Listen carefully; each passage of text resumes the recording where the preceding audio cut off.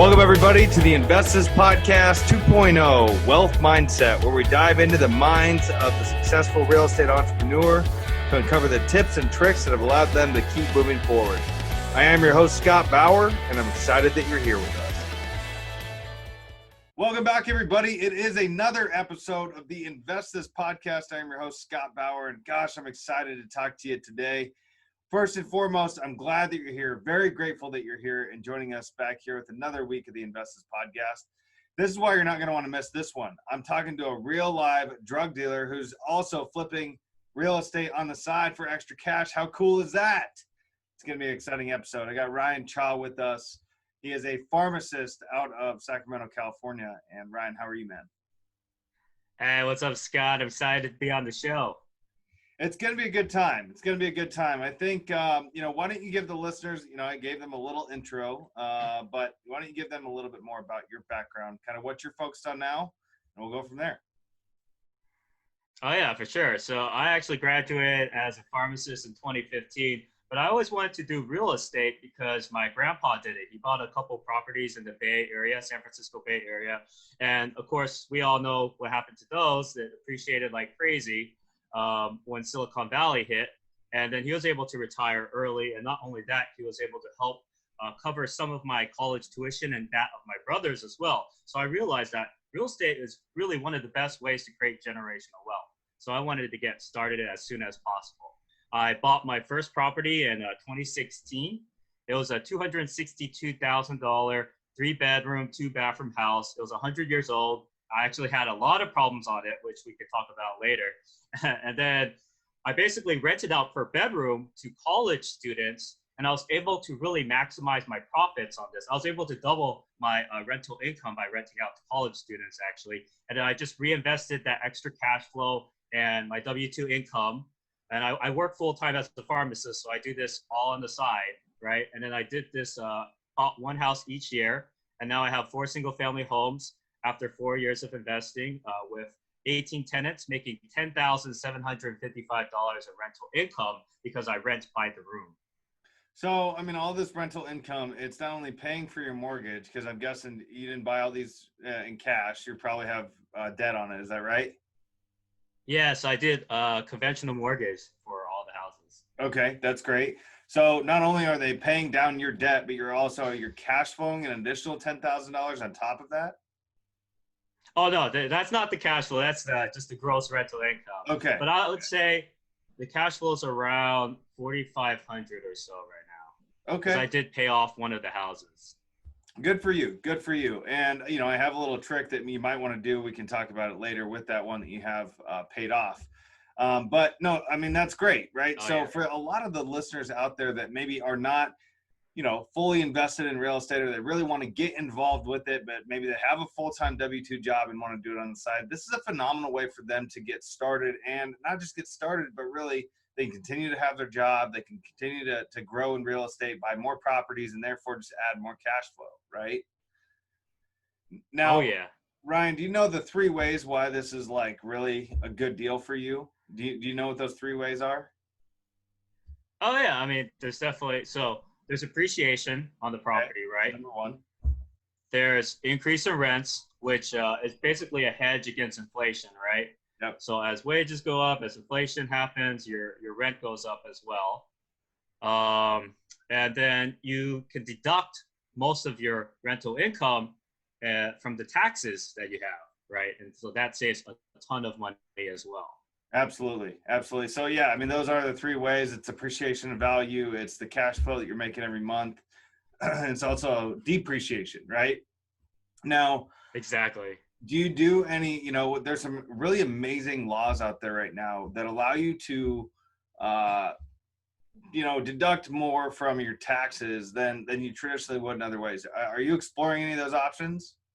Oh, yeah, for sure. Under the new Trump tax laws, they actually allowed for something called bonus depreciation. So you can depreciate a lot of the assets on year 1. There's something called cost segregation. Of course, if you guys do that, just talk with your accountant, and they could basically split up your assets on the house and depreciate certain ones a lot faster. Right. Are rather you than doing that over, I think it's 27 and a half years is the normal depreciation period for residential. Correct. Yep. For residential, 27 and a half years. You're educated. I like Yeah. that.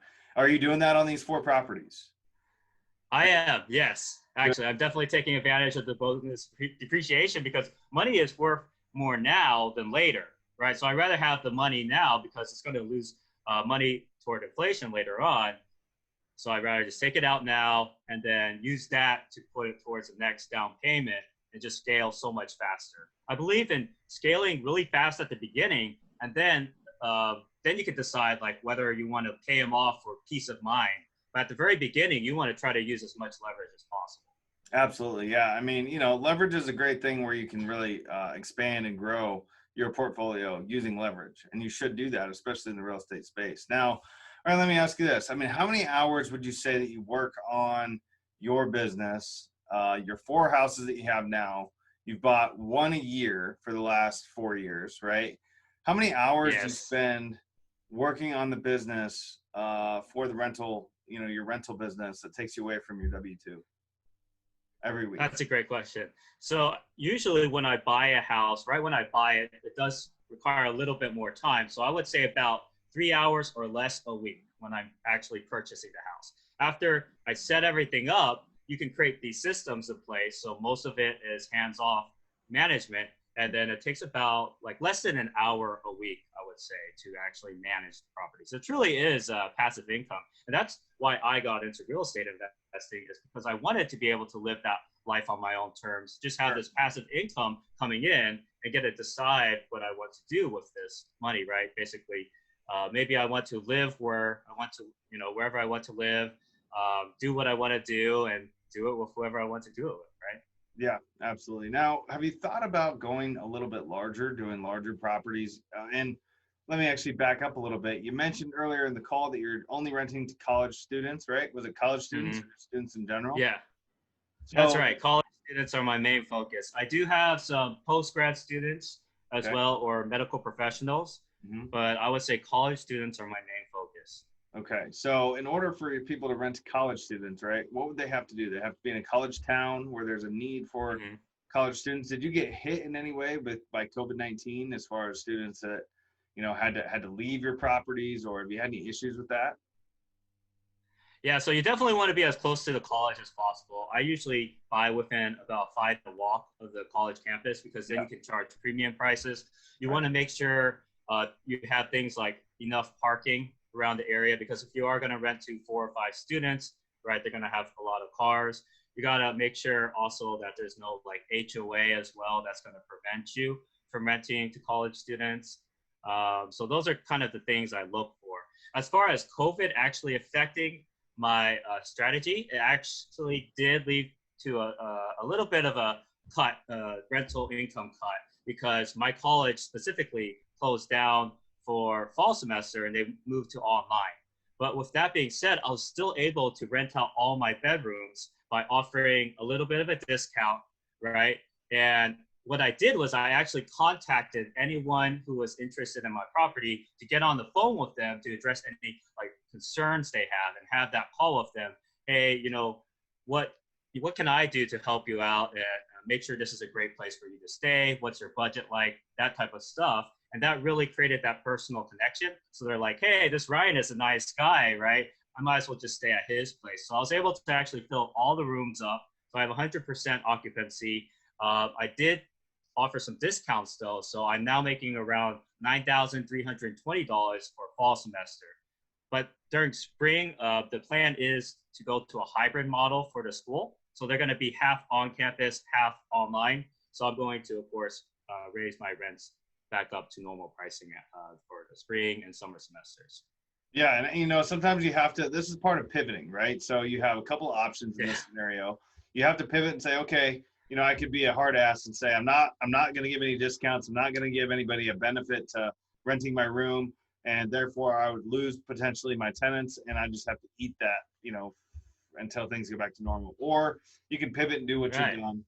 Give them a little bit of a discount, give them some incentive to want to stay there, and be a good landlord for them so that they actually want to be in your property. Now, people that are staying at home, because the school might be shut down, there's still online classes, like you said. So I mean, did you Mhm. say, hey, I'll provide extra fast internet for you to help you out, by doing your schoolwork at home or anything like that? Are you paying for those amenities for them? Actually, the utilities is not included in the rent, but I did lower the rent accordingly to try to accommodate for those concerns. And if they did want a higher internet speed, I would offer that as well. And I But only, yeah, I mean, it's really about taking care of the tenant, because if you take care of the tenant, they'll take care of you, right? And real estate's all about connections. I right, would say half of my tenants come in through referrals yeah. nowadays. Like one who's staying at my place and say, hey, I got this friend who's also interested, and your place is a nice place. Can he stay next year? So Ryan, how do you continue to grow in this scenario? What's stopping you? You got 4 now. What's stopping you from going to 100? Well, see, the thing about the strategy is because I rent out per bedroom, I'm doubling my rental income. Based off Rentometer, my houses should be making around $1,500 in rental income, but I'm actually making around $2,600 to $3,100 per house.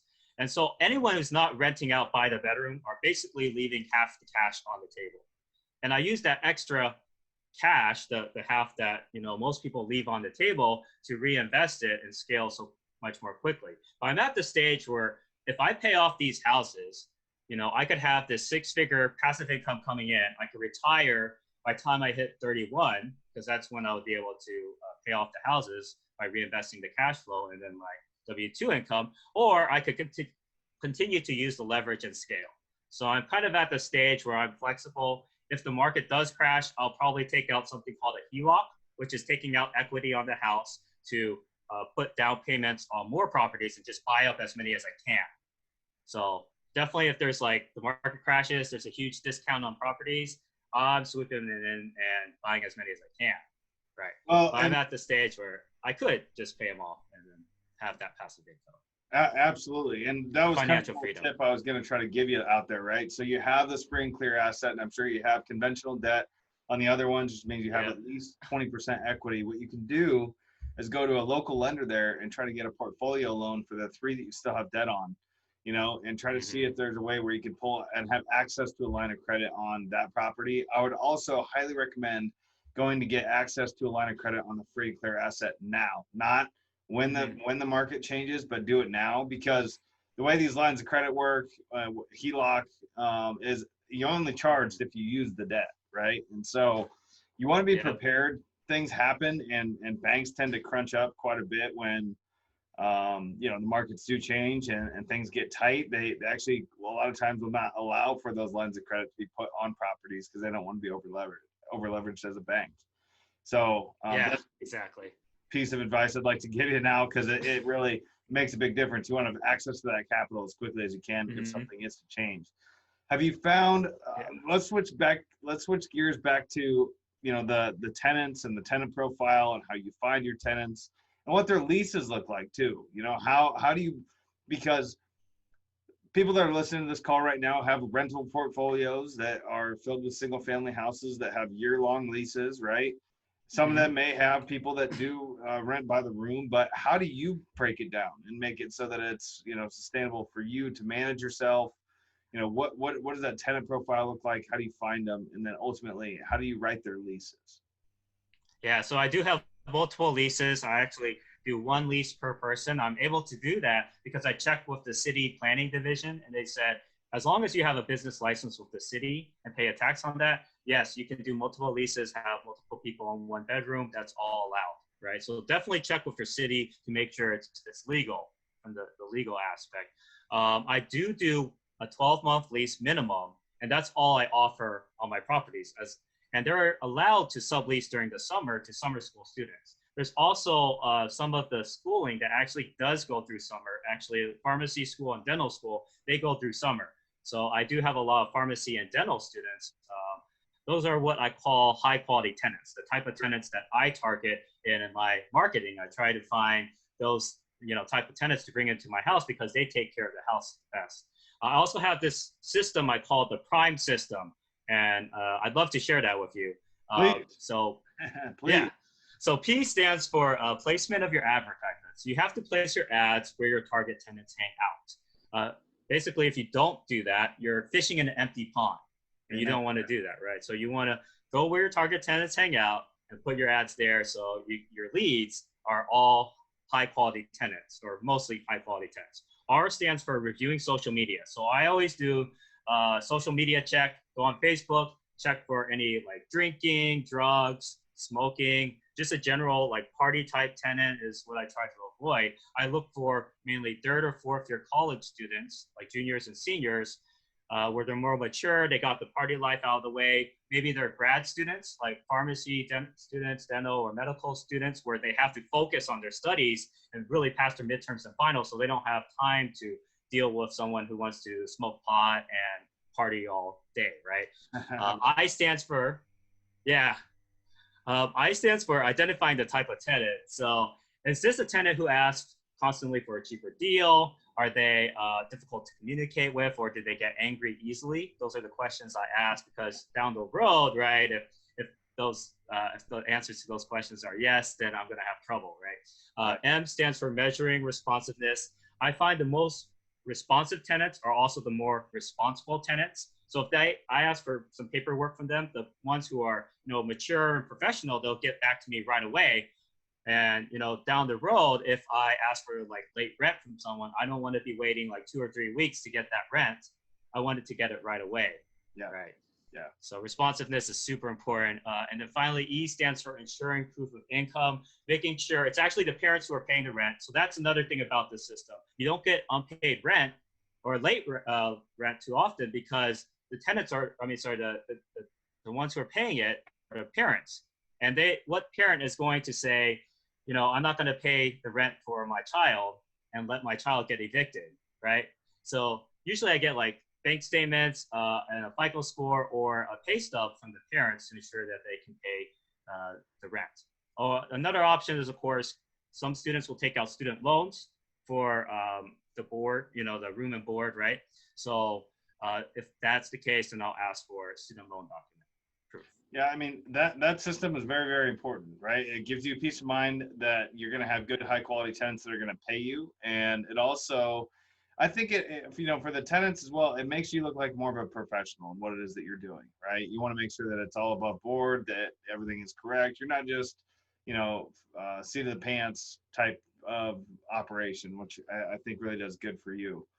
What problems? Exactly. You got to have a strategy, You really do. You really do. I mean, what problems have you had? What problems could you foresee in this type of strategy, and how would you maybe overcome those issues? Yeah, so the reason why I came up with the strategy is the very first year, I had a tenant who did all those things. He smoked pot, he threw a wild party, the other tenants were complaining about him, right? And for, I would say, a good 3 months or so, he was causing a lot of trouble at the house. And the reason why I actually invited him into the house is I actually knew him. He was my fraternity brother. And so, unfortunately, I knew he was actually kind of loud. He did all these things, but I didn't have a way of advertising my properties effectively, and I didn't really have anybody else interested in the house because my advertising was really poor. So yeah. I kind of, out of fear, I just took him in and just ignored all of those signs, right?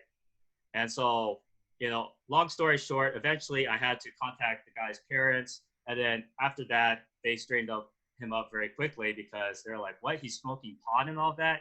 We gotta step in." So after that, things worked out really fast, believe it or not, and the situation was taken care of. So I mean, that's another thing. You could always go to the parents if a situation escalates. But I learned that one of the best ways to manage that situation, like a tenant versus another tenant, is to talk to the tenant who's complaining and say, "Hey, you're an adult now. Have that one-on-one discussion with the guy who's causing trouble, and just kind of come up with a plan together. State why you're upset, right? Come up with an action plan, implement the action plan. If that doesn't work, then you can come back to me."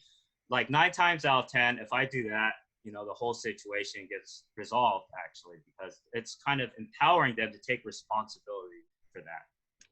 Yeah, and I mean, especially if you're renting to college students, graduate students, things like that, you are an adult, right? You're not their mom, their dad, right? You're not their parent. Exactly. Over them. They have a responsibility to take care of themselves, and that's huge.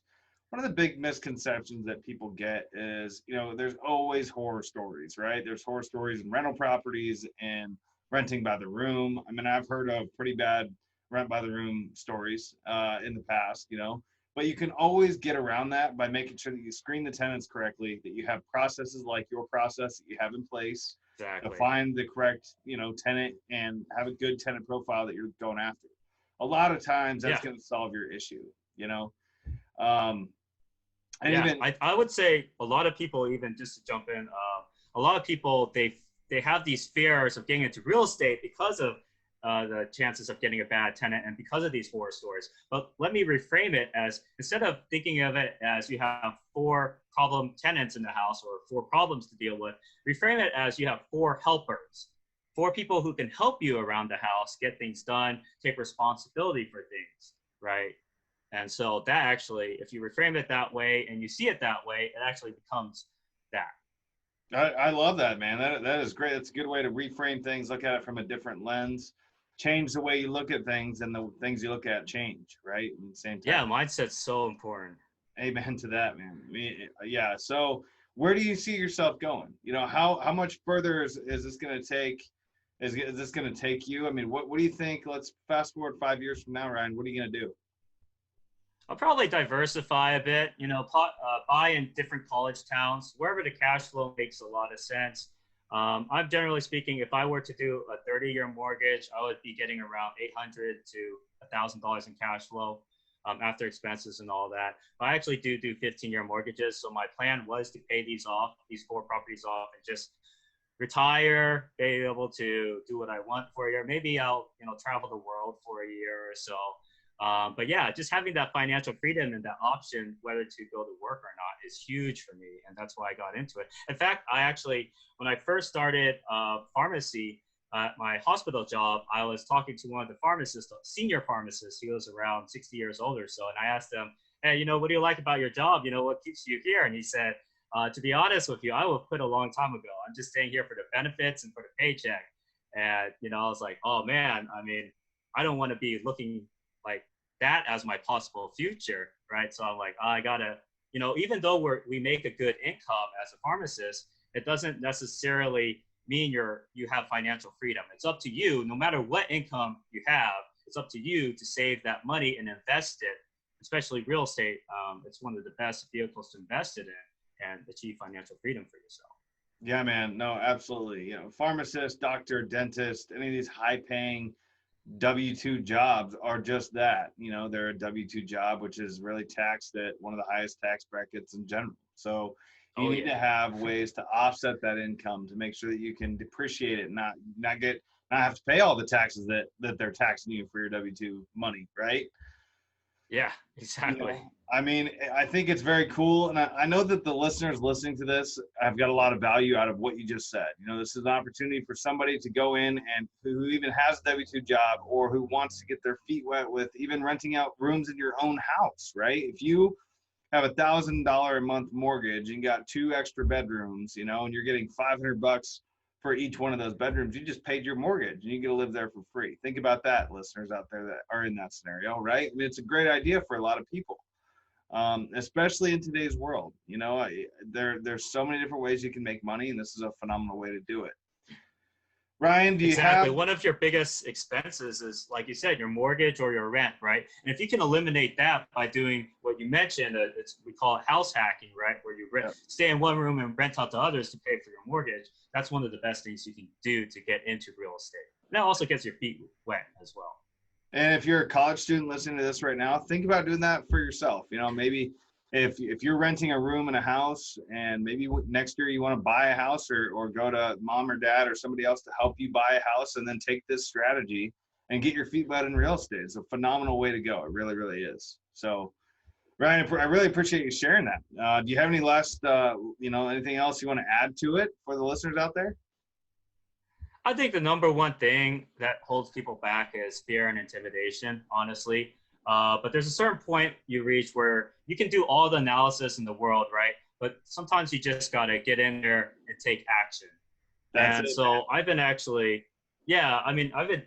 teaching some of my students this. I actually teach the student housing system to some of my students, and a lot of that is just that fear of getting started, right? And so sometimes you have to just jump in, find a mentor, find someone who can kind of lead the way. Whatever you do, right? Let's say you want to do flipping, right? Find someone who's mastered flipping, and then get in contact with them, right? Yep. And then see how they do it, have them teach you their strategy, their system, and then kind of scale it from there, right? But the first thing, the best thing is just to get started. Don't get stuck in analysis paralysis. Just find a strategy that you are drawn toward, and just find a mentor and then get started. Absolutely. Absolutely. Love that. It's a great way to go. Action trumps everything. Action, massive action is how you get things done. So, Ryan, are you ready for a quick lightning round? Yeah, let's do it. All right, man. So, first question I want to ask you, how do you have to change your mindset to get into the individual room rental game? How do you have to shift how you think so that you can get into this game, in the first place? For sure. I think one thing that a lot of people are afraid of actually is that this system is going to cost a lot of time, because now you have 4 problems, right? But like I said, reframe it as you have 4 solutions. You have 4 helpers for when something breaks down on the house. You can have one of the tenants, help take responsibility and get the job done, right? Also having a contract team and having these systems, right? Like if something breaks down, maybe the tenant texts you, you forward that message to the contract team or the proper contractor. They get in the house, they do their work, they leave, and then you have one of the tenants kind of check out, is it working now? And then you just cut them a check, right? Just having those systems in place is super important to cut down on the amount of time. And this actually doesn't require a lot of time, because if you want to hire out for something, you have that extra cash flow. Like I said, you make so much rental income from doing this rent by the room, that now you can afford to hire out for a lot of the jobs rather than do it yourself. So just reframing it that way. And actually, like I said, I'm a full-time pharmacist, right? I'm able to do this, manage 18 tenants on the side. It's not what you guys think. It's actually less time compared to a full family, in my, from what my experience is. Hey, absolutely. Well, you put the systems in place, and systems will set you free. I like to say that. That's exactly. Systems will set you free. So thank you for sharing that. Ryan, what are you reading right now? There's a book actually by Grant Cardone called Be Obsessed or Be Average. Yep. I've been reading that. I would say my biggest takeaway from the book, guys, is that, there's definitely a lot of takeaways, but one of them is, don't necessarily get focused on having this work-life balance. He talks about how we set a limit for ourselves, and we say, in our minds, we think that this is our actual limit, right?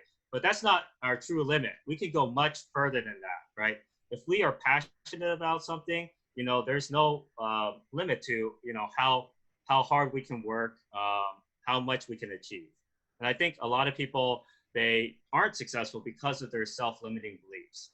So he says, you got to combat those self-limiting beliefs, and, just reframe things, reframe it as, this is not work, right? I'm building my future, and this can be fun. Make it fun, right? That's exactly it. So, no, I've read that book several times. You're exactly right. There is no work-life balance. If you're, obsessed, then that's how you're going to really get ahead of everything. If you have, that work-life balance is kind of just it's almost like false hope, right? That's kind of what it is. Yeah. So thank you for sharing that. What are you so obviously you're reading that book. What are you trying to learn, and what are you trying to get better at? Yeah, I think a couple of things are just leadership skills, taking charge, being confident as a real estate investor as well, making those connections and networking are super important, and just having the courage to just put myself out there, right? I used to be afraid to get on camera and just, talk, but, now I've done, I would say 22 podcasts or so, and, it's great. I feel I've grown a lot from that, and just putting yourself out there, out of your comfort zone. Yeah. That's really what helps you grow into, a mature investor, a mature leader. Right. Amen to that, man. Amen to that. I appreciate you sharing that. Actually, what would you call it? Do you have a superpower if you were to give yourself one? I would say just being able to connect with people. Like I said, when COVID hit, right, I got on the phone with a lot of my tenants and said, hey, what can we do to help you? Are you interested in staying? What are some of the things we can do to help you during this time, right? And what's your budget like and stuff like that? Just kind of making those personal connections. Like even my real estate agent, I found him through Yelp actually because I read through his reviews, but he turned out to be an extremely great real estate agent for me. Found off-market deals, and I really appreciated him. So I cut him $1,000 check at the end of each sale, right? To just say, hey, thank you. Even though I'm the buyer and I'm not supposed to pay the commission, right? I still say, hey, thank you for this. You really saved us a lot of money, and I appreciate all your hard work, right? So making those personal connections. And that's huge. You certainly seem like a very personable guy, somebody that would get along with a lot of people that you can talk to, communicate with, and I think that'll take you super far. In the fact, in that real estate agent scenario, nobody does that, man. I'm telling you, not very many people at all will ever do that, because ultimately the seller is who typically pays the agent representing the buyer. But hats off to you for doing that. Oh, thanks, Scott.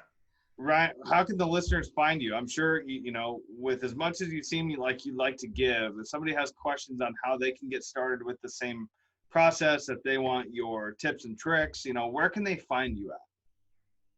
Yeah, great. So I have this free PDF for newbies who are just trying to get started in real estate. And specifically, it also goes through my student housing strategy and model. And you can get that free PDF at www.newbierealestateinvesting.com. That's www.newbierealestateinvesting.com. And newbie is spelled NEWBIE.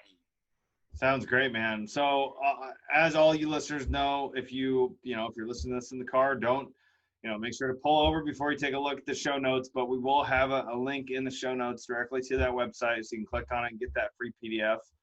And how else can they reach out to you? Or is that what you want to give them? Yeah, that's the main way to reach out to me. There's also Bigger Pockets. I have a profile on Bigger Pockets. I actually recently wrote an article on Bigger Pockets. If you just Google my name, Ryan Chaw. Okay. Yeah. We'll make sure to add all that in the show notes as well. And Ryan, I appreciate you being here today. You shared some really good information for our listeners out there that want to get into real estate as a new strategy. This is a way for them to make some extra cash. So I appreciate you sharing that. And of course, all you listeners, I know if you stuck with us up to this point, that means you love the show. Make sure to like it, subscribe to it, and share it to all your friends so they can get that same value you just got out of it. Make sure to check back with us for another episode of the Invest This Podcast next week. And Ryan, thanks again for being here, man. Really appreciate it. Thank you, Scott. And thanks again for having me on the show. You're very welcome. We'll talk to you again soon. Thank you much.